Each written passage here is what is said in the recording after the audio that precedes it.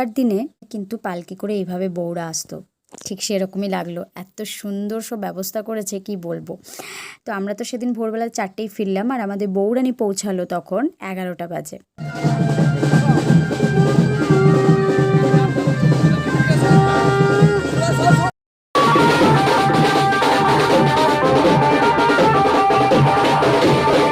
তারপরে বড় জেঠুমা তাকে বরণ করে নিল। তারপরে আমাদের পাড়ার হচ্ছে এটা দুর্গা মন্দির, এই দুর্গা মন্দিরে ফার্স্টে ওরা মায়ের কাছে আশীর্বাদ নিয়ে নিল। মানে আমাদের গ্রামে যখনই যার বিয়ে হয় বা কিছু ফার্স্টেই কিন্তু আমাদের এখানে মায়ের কাছে আশীর্বাদ নিয়ে নেওয়া হয়।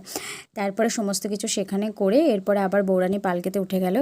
এরপরে চলে এসছে বাড়িতে। এদিকে অর্পণের মা খুব কাঁদছিল। আসলে অর্পণের বাবা নেই, তো তাই বাবা থাকলে একটু দেখে যেতে পারতো জেঠু বেঁচে থাকলে, সেটার জন্য ওদের একটু মনটা খারাপ ছিল। যাই হোক, তারপরে বরণ শুরু হয়ে গেল।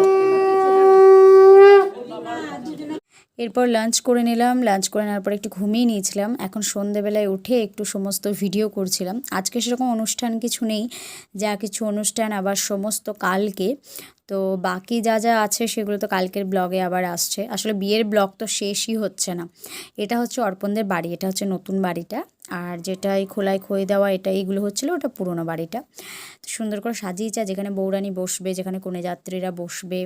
তারপর হচ্ছে গান বাজনা হবে, স্টেজ আছে, মানে স্টেজ হচ্ছে, ব্যান্ড পার্টি আসবে। তো সেগুলো সমস্ত কিছু আজ থেকে রেডি করছিল।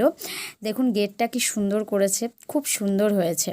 যাই হোক, আজকে এই পর্যন্তই। আবার কালকে নতুন ব্লগ নিয়ে আসছে। কালকে বিয়ের ব্লগ কী কী হয়েছে না হয়েছে, রিসেপশন, সমস্ত কিছু কালকের ব্লগে থাকছে। ঠিক আছে, চলুন টাটা। এই পালকিটা দেখুন কি সুন্দর করে সাজানো, আর এইদিকে চলছে সব রান্না বান্নার তোড়জোড়।